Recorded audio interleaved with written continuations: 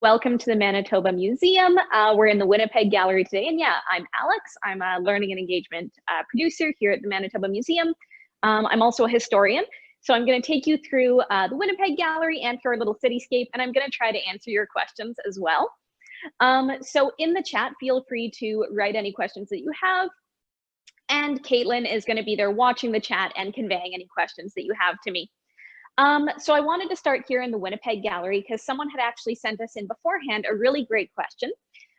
They had asked us whether Winnipeg has ever had an Indigenous mayor. Now, the quick answer to this is until Brian Bowman, no.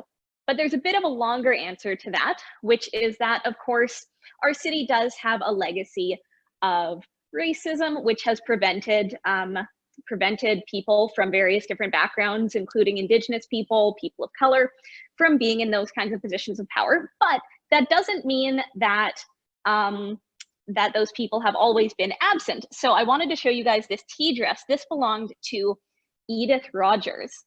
Now, Edith Rogers was actually our first female MLA here in Manitoba. Really interesting woman. She was kind of a socialite, but used that position as this kind of prominent socialite to work towards various social issues that she found important. And she was partly of Cree descent. Now, the interesting thing though is that she did not identify that way during her lifetime. So sometimes people of Indigenous backgrounds, of other backgrounds have been present in our public life, but haven't self-identified as such because at the time it might have been harmful to their careers or even dangerous for them to do so, right? So super interesting question.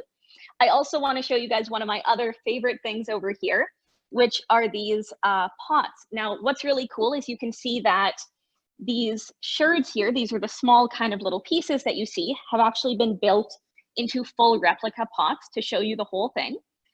And these sherds were found at the Forks. So oral history tells us that around 1285, there was a huge peace treaty that was negotiated between several different First Nations at the Forks. And what's really cool is that when archaeological excavations were done at the Forks, they verified and confirmed those oral histories and showed us that that was indeed something that very likely happened because pottery was found from several different distinct First Nations in all these different styles. So it's really cool how those different ways of knowing about history, objects, and oral histories and written histories can all work together to tell us more things about the past. Hi, all right, let me take you a little further. Yeah, what's up? Can you just answer a question? They're wondering, what is the percentage of Indigenous people in Winnipeg's population? Do you know that? Offhand, I would say about 10%, but I don't know for sure. I'd say about 10%. So pretty significant for sure. And the fact that, you know, people of Indigenous backgrounds have not been more present in our public life is really troubling given that figure, right? For sure.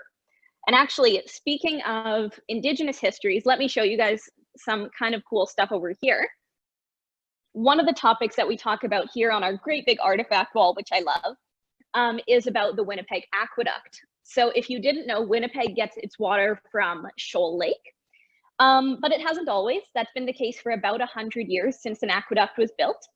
Now, 100 years ago, what we had instead were wells, essentially, but they weren't really adequate for our city, and it could be dangerous to drink from the Red River. Now, at one point, water had to be drawn from the Red River in about 1904, 1905, in order to fight a fire, and as a result, there was actually a great big typhoid epidemic. Because that water, which was not safe to drink, which was contaminated with human waste and various other terrible things, had been brought into our drinking water because of that. And so kind of as a result of that, we decided we need to build an aqueduct, and it came from Shoal Lake because gravity just flows that water here without the need for a lot of kind of infrastructure in that sense. But that's also a much more complicated history because of course it's had a big impact on the community at Shoal Lake. There's a First Nations community out there, and until very recently, they were unable to leave their community at certain times of years of year because an artificial man-made channel was built as part of that aqueduct project, basically turning their land into kind of an artificial island, cutting it off from the mainland. So it's a super interesting history, definitely worth learning more about, but I just kind of love these old water pipes that we can see because they're a really good graphic representation of just how inadequate our water supply was. I mean, these look kind of terrifying. All right, let me take you now into our little theater area over here. Now, we've got a movie that plays in here. I'm not gonna make you guys sit through the movie. You're all members, you can come and watch it whenever you like. What I actually want to show you here are these architectural objects. Now, Winnipeg actually is really lucky because we've managed to preserve a ton of heritage buildings. The Exchange District is actually one of the biggest collections of heritage buildings in North America. So definitely I encourage you all to come down to the Exchange District and, you know, wander around, see all that amazing heritage. But these kind of architectural fragments here are reminders that we can always do better in terms of preserving heritage, because these are all fragments of buildings that have been lost. So we've got a few here. These stained glass pieces are from the old City Hall. The old City Hall, that was our second City Hall, was kind of notoriously not all that well built or maintained, sort of almost fell down by the time it was torn down in the 60s. But some little pieces of it have been preserved, so the stained glass, but also actually if you go to Portage Place Mall, the clock tower is actually a portion of the clock tower from that old City Hall, which I think is really neat. There's also this piece of stained glass from the Royal Alexandra Hotel. Now as a fellow Alex, I really like that. And my favorite though are these gargoyles. So these don't look like your traditional gargoyles because these are actually from the old Winnipeg Tribune building. So that was a local newspaper. No longer exists, but it's a really cool source of Winnipeg history. And you can see that they kind of modified the traditional gargoyle by making this one, which is kind of like a newspaper boy, right, with his hat. And then this guy who's got the printing press here. All right, well, let's head into our cityscape now. Now, a lot of you probably call this portion of our gallery the Little Town. I know when I was younger visiting, we always called it the old-fashioned village. But what this actually is a cityscape of Winnipeg about 100 years ago. So about Winnipeg 1920, but right now what we have it as is our Strike 1919 display. So as we go in here, again, feel free to ask any questions you have in the chat. If there's anything you wanted to know about this gallery, yeah, please let us know. By the way, I'll just point out this window up here. Again, this is from the old City Hall. And kind of interesting, you can see the slogan on there says Commerce, Prudence, Industry. And there's the picture of the bison and the railway. Kind of tells you a lot about what Winnipeg was like about 100 years ago. Of course, the railway was very, very important here. Now we're walking through what used to be our kind of cutting room. Right now it's a union display, all kinds of different tools. Now, in addition to our strike stuff, we've also got some new mannequins. So maybe I'll introduce you to a few of those as we walk through.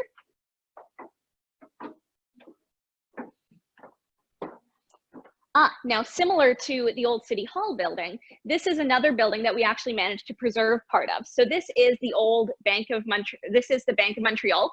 Now, I get people asking sometimes, one of our most common questions is probably, are these the real size? No. We've miniaturized everything to fit in our museum. It would be awesome if we could actually reproduce like a whole city block of Winnipeg, but we just don't have the space. So they've been miniaturized, but actually with this building, the old Bank of Montreal building was actually being knocked down just coincidentally around the same time this gallery was being built back in the 70s. And so they actually asked for and received some of the old building materials. So you can see this facade here, and I believe some of the flooring as well is actually remnants of that old building. So it's cool that we're not only able to preserve that, but also preserve it in a way that it still kind of looks like that old building. I always think that's really neat. Alex, can you touch on how the museum gets its artifacts? Do people donate them? Great question. Yeah, so almost always we get our artifacts through donations. Sometimes things are bought there, but most museums don't have much of what's called an acquisitions budget, don't have much of a budget to buy things. So we really do rely on people giving things, right? So, you know, if someone has, say, you know, their grandpa's old stuff in the basement, that's really cool, but they feel like maybe they can't care for it or they want people to be able to see it, then they can donate it here. And the Manitoba Museum actually has way more artifacts than you see. So we have some of our coolest things, we think, out in the galleries, but up in our collection spaces, we have way more that we can't actually show because we don't have room for them, or some of them are kind of delicate. They'd have a hard time being on display all the time. But yeah, so if you ever feel like donating something to the museum, you can definitely reach out, email us, call us, and see if we want what you've got.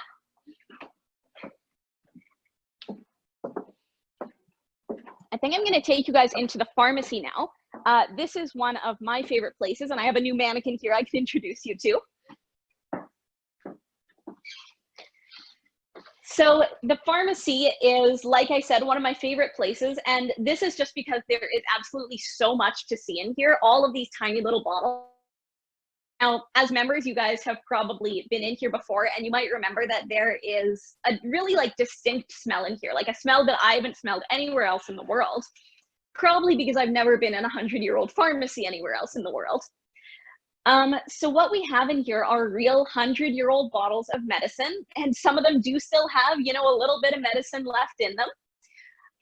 It's actually one of the kind of difficult things for our conservators to figure out how to, you know, keep these and keep them stable and clean. And so that smell that you smell in here is actually that 100-year-old medicine, which is kind of cool. But like I say, there's so much to see in here. We've got medicine for pigs, hogonic. That's a good reminder of 100 years ago that Winnipeg was growing into a city, yes, but was still really quite rural. You know, people had farms outside of the city like today, but also there were farms right within city limits still. So it had really just recently become more kind of urban. A couple other interesting things. Oh, I'll introduce you first of all to Hattie. This is our pharmacist, Hattie. She and her husband owned a pharmacy, actually I believe a couple of them here in Winnipeg.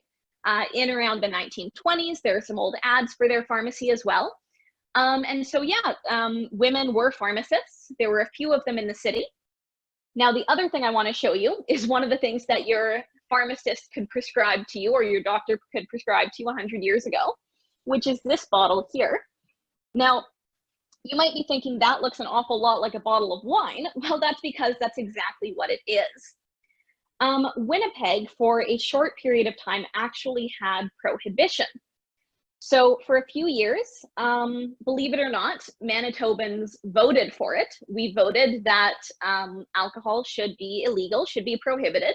But of course, not everyone agreed with that. And so people found loopholes. One of those was that your doctor could prescribe you some medicinal wine. And so we actually find several bottles of that. There's that one there, but there's actually also a couple more up here. Now, eventually they kind of catch on to that. They start limiting the number of bottles of wine or the number of kind of liquor prescriptions that doctors can dole out. Some doctors were caught doing an awful lot of that, like thousands of prescriptions a month. So those loopholes were slowly closed, but as those loopholes closed, people kind of decided, maybe we don't like this so much, and ended up being repealed. Didn't last all that long here. The other thing I think is super cool in here, someone actually pointed this out to me not that long ago. A guest pointed it out to me, and I was like, what on earth is this? So we've got a display of cameras here, but if you notice, this one on the far left has two lenses. Now that's bizarre, right? Why would a camera have two lenses? Well, it's actually to take photographs for what's called a stereoscope. So a stereoscope is just like a Viewmaster. If any of you remember back in like, you know, the 90s, you'd have these things where you go ka-chink, ka-chink. It's exactly like that. It's got two images, tricks your eyes into seeing one three-dimensional image. So this is actually a camera made especially to take photographs for those, which is kind of neat. It tells you just how popular those were, right? All right, well, let's head maybe up into the boarding house.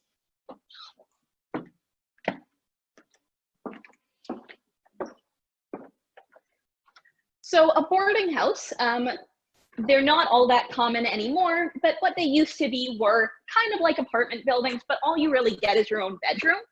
So things like the kitchen, the bathroom, all of these would be shared. And we've got a couple of friends here, Martin on the left and Frederick. Now, if you come to visit, usually we've turned it off for the tour, so I'm not talking over them, but usually you'll be able to hear actually a conversation between Martin and Frederick discussing the strike of 1919. By the way, if anyone has any questions about the strike, feel free to ask. Alex? But yeah. Quick question. Do you ever get afraid of the mannequins? Do they ever scare you? Oh, great question. Yes. I'm not too afraid of the mannequins anymore. I would say that definitely some of them are spookier than others. Hattie in the pharmacy is particularly like a little spooky, but these ones are okay, I think.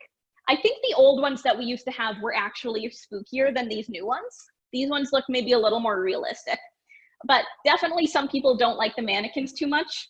I've actually been mistaken for a mannequin before, which is kind of funny. I guess I must have been standing too still in the gallery.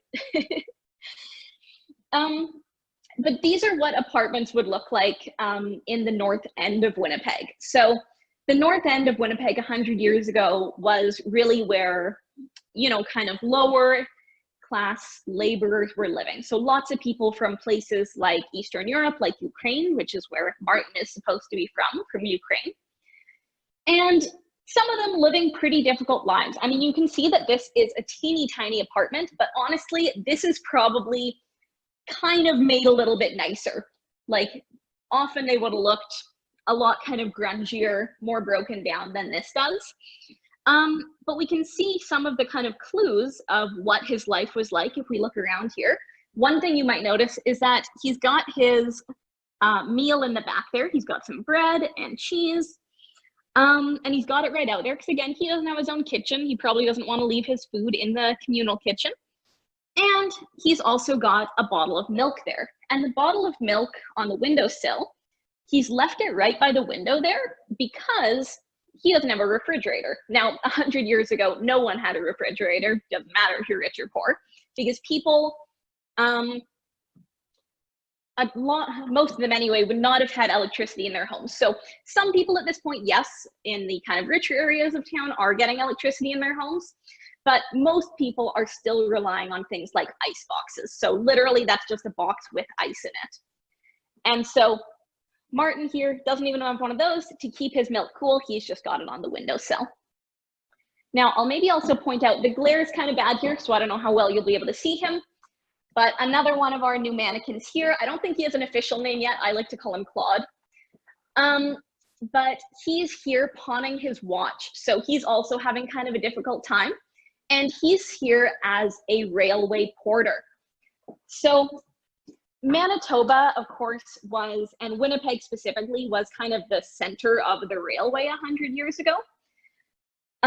There were tons and tons of trains coming through here.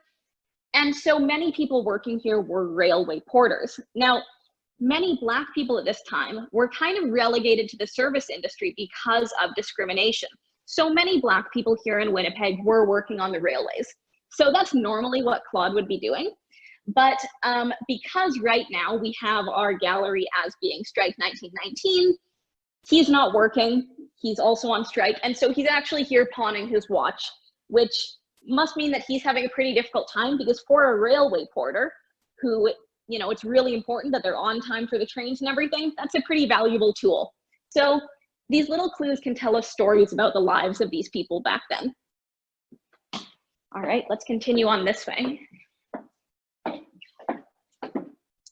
Now this here is Frederick. We'll just stop by him quickly.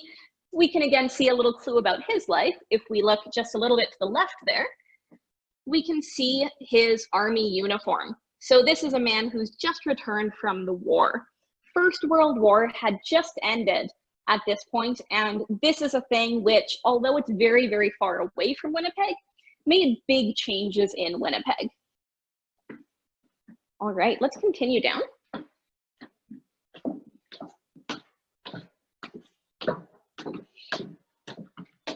I've just thought of one question that people ask me all the time. Now here we've got our home furnishings store, and people ask me sometimes, why are all of these home furnishing goods hanging up there? That's kind of weird, right? So Winnipeg, well, we saw Martin up there, had lots of immigrants coming in at this point. And this is basically a way of having, like, it's almost better than a sign with paintings, right? It's showing everything that Mr. Peabody presumably sells in his store. And so someone who might not be able to read or might not be able to read English all that well would be able to come by here and they'd see, oh, you know what, I need a pot. And so I can see that this store sells those. And if I go into this store, even if I'm not able to speak the same language as Mr. Peabody, I'm able to point to that and say, hey, this is that thing that I want. We'll also notice that he's got them hanging pretty high. That's because he doesn't want them stolen. All right. Yeah. Just to go back to your upstairs boarders, were they real people or are they just based on excellent question. A story?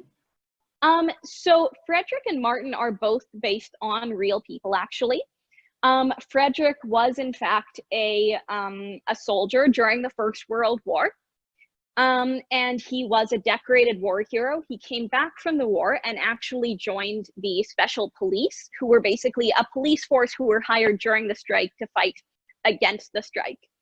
Now, during one of those kind of big confrontations of the strike, he was actually pulled off of his horse and beat up by some strikers. Martin, we don't know quite as much about, but he is based upon a real guy who was involved in the strike, who was an immigrant to Winnipeg. And so they are both based on real people. Now, we can't say that they're 100% like those people because we've given them this kind of conversation that they have, and like, we can't know for sure what they would have felt about the strike and what they felt about each other. But yeah, we like to kind of base them on real people if we can. All right. We've got the Strathcona restaurant here. Now, this is a really important place during the strike. And I should mention, by the way, one of the questions I get asked is whether the buildings in this gallery are based on real Winnipeg locations. So some of them we actually changed recently. So this one used to be Prince of Wales Cafe, which was not really based on a real place. But Strathcona restaurant is. So some of them we recently changed so that they're directly based on a real place, but they've always kind of been based on real places as well. Just sometimes not with identical names. But they do all kind of have inspirations. And so this one now, the Strathcona restaurant, if we could go back in time 100 years ago, we'd actually be standing probably right in the Strathcona restaurant. It was within the Strathcona Hotel, which was where the museum is today. And during the Winnipeg General Strike, this became the Labor Cafe. The Labor Cafe was set up by a labor organizer by the name of Helen Armstrong. And she was really kind of like fierce but compassionate. And she ended up forming this Labor Cafe to give out free meals. And so for people who were striking, particularly women, who often made less than men at this point, I would say usually made less than men at this point, could be difficult to go 6 weeks, which is how long the strike lasted, without making any money. And so she set this up to make free meals. You just come in, get your free soup, sandwich, bread, whatever they happen to have that day, and you'd be able to go on your way. All right, let's head over now to the other side of the railway tracks. So we've been on the north side of Winnipeg, which was really the kind of poorer working class side of Winnipeg. We're going to head now to the south end of Winnipeg. Now, this tended to be wealthier. It tended to be populated less by people who were newer immigrants, more by people who either had been here a little bit longer or whose families were from places like England, Scotland. Those people were definitely accepted more readily as kind of real Canadians, right? So there was a lot of discrimination at this point against people coming from other parts of the world. I think a lot of people thought of Canada almost being as like a new version of England, right? England 2.0. And so it took a while for Canadians to start accepting people from all different places, right? And taking a more kind of multicultural view. And actually, these railway tracks are accurate. There were and are actually real railway tracks, right, that separate the south end of Winnipeg from the north end of Winnipeg. And if you've ever heard the saying, the wrong side of the tracks, that's very much relevant to how Winnipeg was kind of set up. It was very much segregated. We've got, of course, in this end of Winnipeg, all the kind of fun entertainment stuff. This here is our movie theater. Oh, and we can see Charlie Chaplin in our movie. Charlie Chaplin, if you didn't know, did actually visit Winnipeg. I had a question about that. Did Charlie Chaplin visit Winnipeg? He did. He actually came here as part of the vaudeville circuit. So Winnipeg had a big vaudeville scene. Now, if you don't know what vaudeville is, it's basically like a variety show. And so there's a show with all kinds of different acts, and people respond to them as they like them or don't like them, right? So if they loved you, you get tons of cheering and applause. If they hated you, you get boos, and then you'd never get to do another show again. So it could be kind of brutal, but also a lot of stars were made in vaudeville. People like Charlie Chaplin. That's where he started as a comedian, doing these little stage plays. And yeah, Winnipeg was a big center for this stuff. We call this now, I can't remember our name for it now. We're calling it a different theater now, but I've often thought that that this theater looks an awful lot like the Pantages. What are we calling it now? The Allen Theater. Yes, the Allen Theater looks like, the Allen Theater is the Met today. So that's what that actually is. And that's a little more accurate because that was actually a movie theater. The Pantages, although it kind of looks like that, was not so much a movie theater, more of a vaudeville theater. And it had been set up by Alexander Pantages, who had a ton of theaters throughout North America. So there was what was called a vaudeville circuit. So if you were a vaudeville player, you wouldn't just be in one city, you would travel from city to city to city. And what Alexander Pantages would do is he would start off all his acts here in Winnipeg. If they performed well, they'd get to go on and perform the rest of the circuit. So that meant that if you were a vaudeville performer, Winnipeg was where you wanted to be to get that big break. All right, let's continue. Okay. Yeah, so I'll just take us kind of to the end of the kind of village here, to the end of our little Winnipeg. This is the old city hall here. So by the way, actually, if you zoom up to the kind of clock tower there, that's the one that I was talking about. That's the one that you can see the face of and some pieces of at Portage Place. And again, this was torn down in the 60s. Same place as the current one though. And I'll just take you to the end of the south end here. Now we've got our kind of wealthy home here. Now they're talking, so I'm not going to go too close to them. But we can see in this home here, this belongs to Mrs. Garvin, the wife of Dr. Garvin, the dentist. And I wanted to stop here specifically because we can see actually on their table, they've got a stereoscope. So this is the thing, the camera I was talking about earlier is actually intended to make photographs for that thing there. I don't know if you guys can see it too well, but it's basically a little device that looks kind of like glasses with a picture attached to it. And their home here is kind of how we imagine homes being like at this point, because often fancy houses like this are the ones that are preserved, right? So if we go to, well, a lot of the house museums in Winnipeg, right? Like Dalnevert or Seven Oaks House Museum are awesome, but they're really representative of people who are making a lot of money at those different times, right? We don't tend to preserve things like boarding houses or, you know, the kind of shacks that people lived in the North End, honestly. And so I think it's really cool that here in our gallery, while we do have this home of a fairly wealthy person, we also have, you know, the boarding house, we have the factory, and these representations of how people really lived, right? People lived so many different lifestyles in Winnipeg as they continue to do so today. So Alex, I think that's about, yeah. I have a request. Can you zoom in on the china plate or plaque in the back wall of the dentist's office and show everyone? Yeah, let's go take a look there. On the china wall, the one that says "Prepare to meet thy God," that one? Yes. Yeah, so that one I assume is meant to be kind of a more general warning for your life of like, you know, you should be religious and righteous and be prepared for, you know, your eventual journey to the pearly gates. But in the context of this dentist office, kind of horrifying, right? That you're sitting there about to get some dentistry done with these horrifying looking tools and are being told, prepare to meet thy God. So that's a really funny little artifact, actually. Yeah, were there any other questions?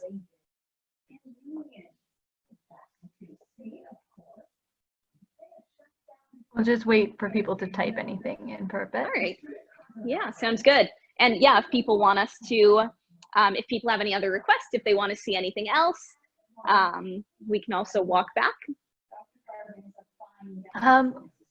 They're wondering, what is your favorite artifact in, not in the museum, probably in the small town or the Winnipeg Gallery? My favorite artifact is probably that little 2-lensed camera that I showed you guys. I think that's really cool. I'll show you guys. Actually, though, we have a scavenger hunt right now, which is an Our Favorite Things artifact. And so I chose actually my second favorite thing because I thought that camera might be too hard to find. And so what I chose is actually, oh, maybe I'm giving this away for the scavenger hunt, but that's okay. You guys will have like a little, if you come here and do the scavenger hunt now, you'll have a little clue to get ahead. This is my favorite object that I chose for the scavenger hunt, which is this horse trough. And the reason that I think this is amazing and hilarious is because we're imagining the streets of Winnipeg 100 years ago. We have to remember that people were still riding their horses around. So if you come to the movies and you've taken your carriage, your horse has to stay somewhere. There's basically a horse parking lot here, right? So you're going to park your horse here, tie it off, and then your horse can stay here happily, drink some water. And so that's why I think this is so funny and such a neat artifact. It's just the mix of Winnipeg 100 years ago between urban and still really rural, right? Still lots of animals. Yeah, any other questions or requests?